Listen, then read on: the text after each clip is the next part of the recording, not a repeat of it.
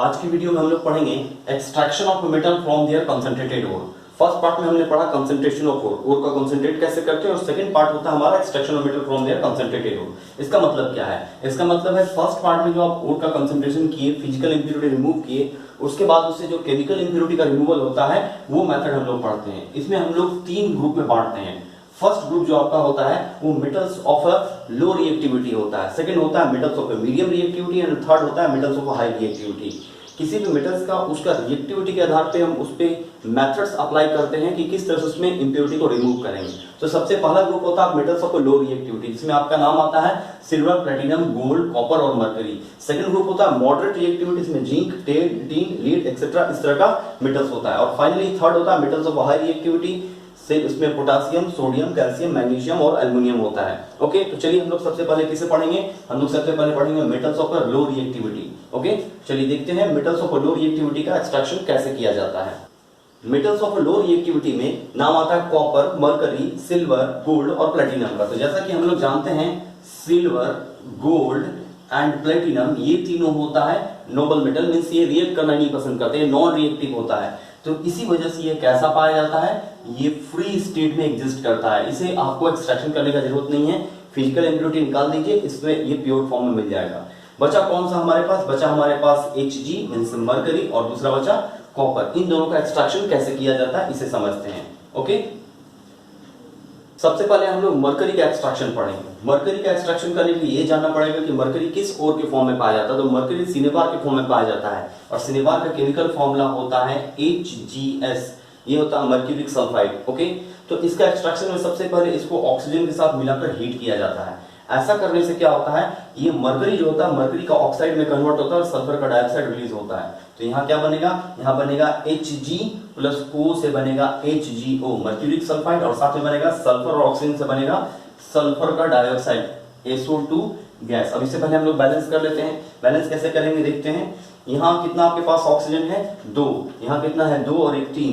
तो 3 और 2 में का कॉमन मल्टीपल क्या 6 होता है, तो इसको हम लोग 6 बना देते हैं। यहाँ 3 से कर दिए, 3 2 6। ओके, 6 ऑक्सीजन हो गया। यहाँ हम लोग 2 से करेंगे, 2 2 4। यहाँ 2 से कर देंगे, यहाँ पे 2 से मल्टीप्लाई कर देंगे। देख लीजिए, 2 सल्फर, 2 मरकरी, 6 ऑक्सीजन। ओके, ये हमारा बैलेंस हो गया। सेकंड स्टेप में हम लोग क्या देखते हैं, ये जो मर्क्यूरिक ऑक्साइड निकला है, मर्क्यूरिक ऑक्साइड है, इससे हम लोग को मर्क्यूरी का प्यूरिफिकेशन करना है, एक्सट्रैक्शन करना है। ओके, तो सबसे पहले लिखेंगे HgO और इसे हीट करेंगे। क्या करेंगे? हीट करेंगे। हीट करने से मर्क्यूरी निकलेगा और ऑक्सीजन गैस रिमूव हो जाएगा। तो ये बनेगा Hg मर्क्यूरी, और साथ में क्या निकलेगा? O2 oxygen. जैसे बैलेंस करेंगे, 2 ऑक्सीजन है, यहाँ 2 से मल्टीप्लाई करेंगे, यहाँ 2 से मल्टीप्लाई करेंगे।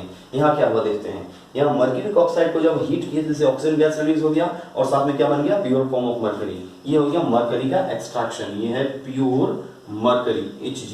ओके, अब हम लोग किसको पढ़ना है? अब हम लोग पढ़ेंगे कॉपर के बारे में।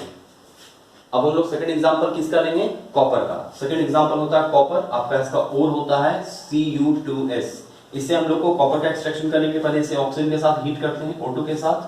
तो हीट करने से क्या बनता है? यहाँ कॉपर का ऑक्साइड बनेगा Cu2O, और साथ में क्या निकलेगा? सल्फर का डाइऑक्साइड, यहाँ से S और O2, तो बनेगा SO2। ओके, देखते हैं, बैलेंस करना पड़ेगा पहले। यहाँ आपको दिख रहा है कितना? 2 ऑक्सीजन, और यहाँ दिख रहा है 1, मींस 3 ऑक्सीजन इधर है, और इधर कितना दिख रहा है? 2। तो देखिए, एक तरफ आपका रिएक्टेंट साइड 2 ऑक्सीजन है, एक तरफ 3 ऑक्सीजन है। 2 और 3 का कॉमन मल्टीपल कितना होता है? 6 होता है, मतलब दोनों साइड हमको ऑक्सीजन को 6 कर देना है। ओके, ये सिंपल सा तरीका है। देखते हैं, तो यहाँ ऑक्सीजन 2 है, तो इसको 3 से मल्टीप्लाई कीजिए, 3 2 6 हो गया। आपका यहाँ पे 2 है, तो इसको 2 से 2 2 4, यहाँ 2 से कर दिए 6। अब कॉपर कितना मेरे पास? 2 कॉपर है, 2 सल्फर हो गया, 2 2 4 कॉपर, यहाँ 2 कर देते हैं, 2 2 4 कॉपर, 2 सल्फर। ओके, ये बैलेंस हो गया। आगे देखते हैं, इस स्टेप में जो मर्क्यूरी का कॉपर का जो ऑक्साइड मिला है, इसको हमको प्योर कॉपर में चेंज करना है। लिखते हैं Cu2O, और उसको साथ साथ इसी कॉपर सल्फाइड के साथ हीट करते हैं, Cu2S। ऐसा करने से क्या होगा, जरा ध्यान दीजिएगा। यहाँ कॉपर का ऑक्साइड है, यहाँ कॉपर का सल्फाइड है, यहाँ से सल्फर और यहाँ से ऑक्सीजन मिलकर के सल्फर डाइऑक्साइड निकल जाएगा, और मेरे पास प्योर फॉर्म ऑफ मर्क्यूरी बच जाएगा। देखते हैं क्या होता है। तो लिखेंगे Cu कॉपर प्लस साथ में निकला SO2। देखिए, सल्फर का डाइऑक्साइड निकल गया और कॉपर हमारे पास बच गया। अब इसे बैलेंस कर लेते हैं। कितना ऑक्सीजन दिखाई दे रहा है? यहाँ पे 2 ऑक्सीजन है, यहाँ पे 1 ऑक्सीजन है, तो इसको हम लोग 2 से यहाँ मल्टीप्लाई कर देते हैं। ठीक है। अब यहाँ 2 2 2 4 कॉपर और 2 यहाँ पे दिख रहा है, एक सल्फर दिख रहा है, बैलेंस है। तो टोटल कॉपर कितना हुआ 2 और 4 6 मींस यहाँ 6 कॉपर कर दिए। ये हो गया 2 ऑक्सीजन 2 ऑक्सीजन, एक सल्फर एक सल्फर। ओके, ये हो गया बैलेंस।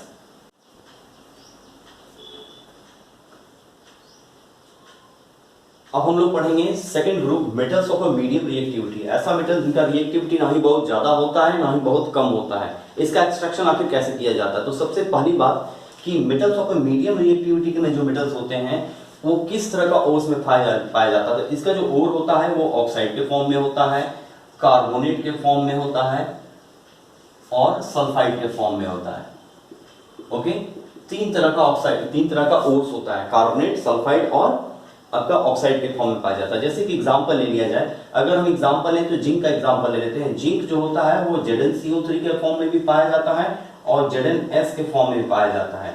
ठीक है, जिंक कार्बोनेट और जिंक सल्फाइड दोनों होता है। अब इन दोनों से हम लोग मेटल का एक्सट्रैक्शन कैसे करेंगे इसे समझते हैं। इसे समझने के लिए सबसे पहला बात होता है, इसमें एक बहुत एसेंशियल स्टेप होता है रिडक्शन। लेकिन रिडक्शन से पहले इसको ऑक्साइड में कन्वर्ट करना पड़ेगा। ओके, हम लोग क्या करते हैं, इस जो ग्रुप ऑफ क्लासिफिकेशन है इसमें हम लोग एसेंशियली रिडक्शन ही करते हैं। ओके, चलिए मैं यहां लिख देता हूं क्या करते हैं हम लोग, इसका रिडक्शन करते हैं।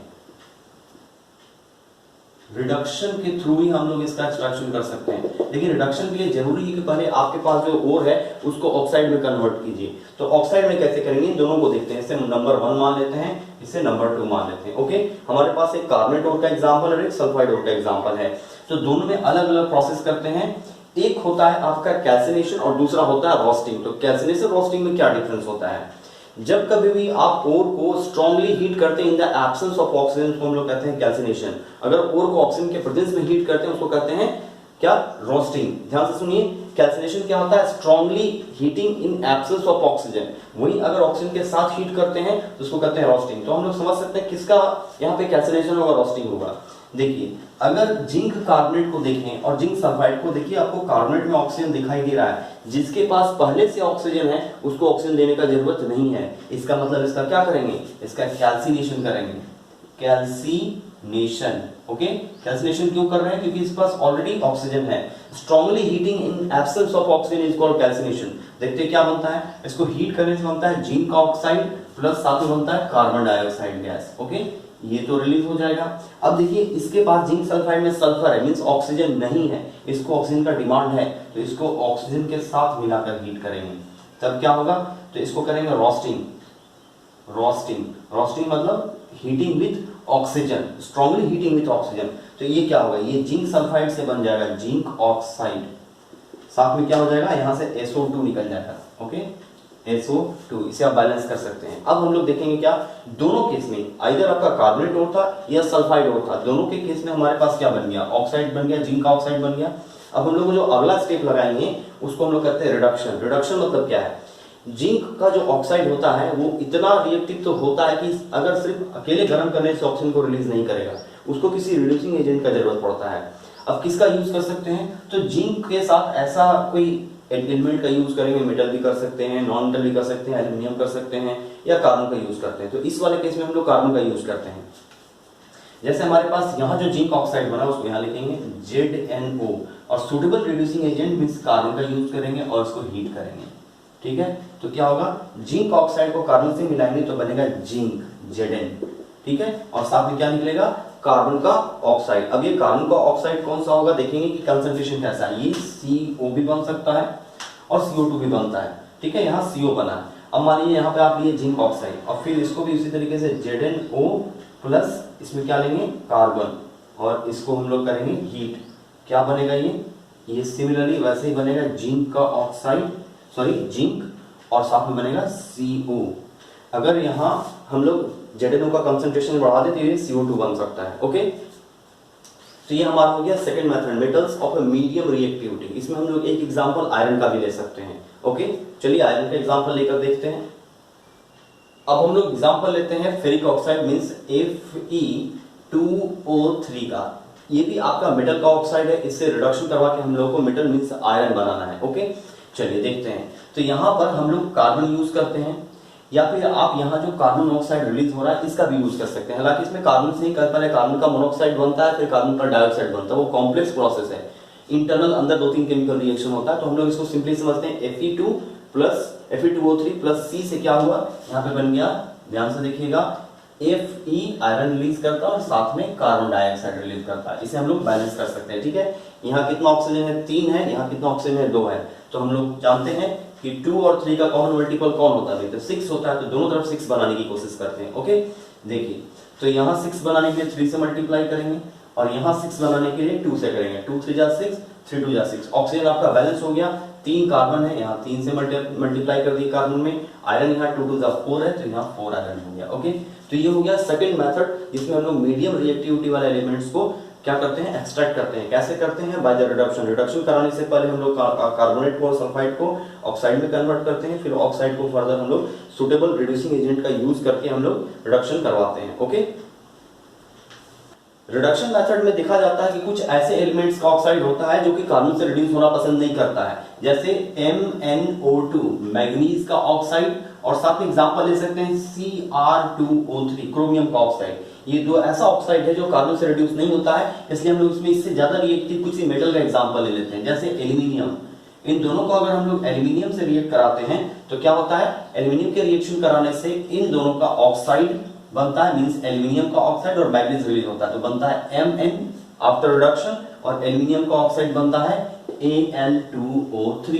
यहाँ भी यही होता है, यहाँ एल्यूमिनियम का ऑक्साइड निकल जाएगा और क्रोमियम बच जाएगा, तो रिएक्शन होगा आपका क्रोमियम Cr प्लस Al2O3। हम लोग उसको चाहे तो बैलेंस कर सकते हैं, वही तरीका है, 2 और 3 ऑक्सीजन, तो हम लोग दोनों को 6 कर देते हैं, यहाँ पर 3 से मल्टीप्लाई कर देंगे, यहाँ पर 2 से मल्टीप्लाई कर देंगे, 2 से, ठीक है। ऑक्सीजन बैलेंस हो गया, तो एल्यूमिनियम कितना हो गया, 2 2 4, आप यहाँ एल्यूमिनियम में 4 से मल्टीप्लाई कर दीजिए, मैग्नीज हो गया 3, मैग्नीज हो गया 3, देखिए मैग्नीज का रिडक्शन हो गया। सिमिलरली इस रिएक्शन देखते हैं, क्रोमियम आपका बन गया और आपका ऑक्सीजन यहाँ 3 है, वहां भी ऑक्सीजन 3 है। ओके, एल्यूमिनियम बैलेंस करते हैं, एल्यूमिनियम 1 है, एल्यूमिनियम 2 है, क्रोमियम 2 है, तो यहाँ मल्टीप्लाई करेंगे कितना से, 2 से करते हैं, 2 2 जा 4, यहाँ 4 क्रोमियम हो गया।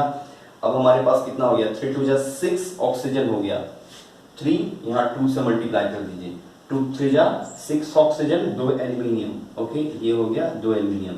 ध्यान से देखते हैं क्या होता है इस रिएक्शन में। ऐसा केमिकल रिएक्शन इसमें मेटल ऑक्साइड को आप एल्यूमिनियम से रिएक्ट कराते हैं, इसको एल्यूमिनोथर्मी कहते हैं। क्या कहते हैं, एल्यूमिनोथर्मी। ओके, एक एग्जांपल इसका और लेते हैं। अगर हम आयरन ऑक्साइड का यूज करें, Fe2O3 को अगर एल्यूमिनियम के साथ रिडक्शन कराते हैं तो क्या बनता है, एल्यूमिनियम के साथ रिडक्शन कराने से आयरन रिलीज होता है Fe, और साथ में बनता है एल्यूमिनियम का ऑक्साइड, मींस Al2O3। बैलेंस कर लिया जाए, 3 ऑक्सीजन 2 आयरन 2 आयरन, यहाँ 2 एल्यूमिनियम कर देते हैं, यहाँ 2 आयरन कर देते हैं, 3 ऑक्सीजन एंड 3 ऑक्सीजन, बैलेंस हो गया। स्पेसिफिक इस रिएक्शन का, reaction number 1, reaction number 2 and reaction number 3, second reaction का जो नाम होता है उसे हम लोग थर्माइट रिएक्शन कहते हैं। क्या कहते हैं, थर्माइट रिएक्शन।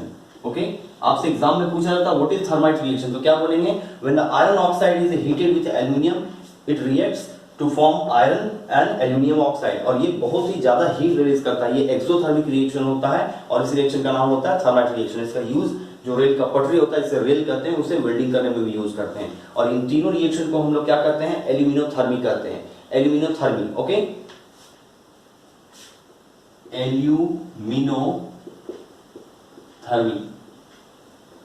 एल्यूमिनोथर्मी रिएक्शन कहलाता है ये तीनों कंबाइन तौर पे। और स्पेसिफिक सेकंड वाला रिएक्शन का नाम क्या होता है, थर्माइट रिएक्शन। ये हो गया हमारा सेकंड मेथड, मीडियम रिएक्टिविटी का एक्सट्रैक्शन। ओके,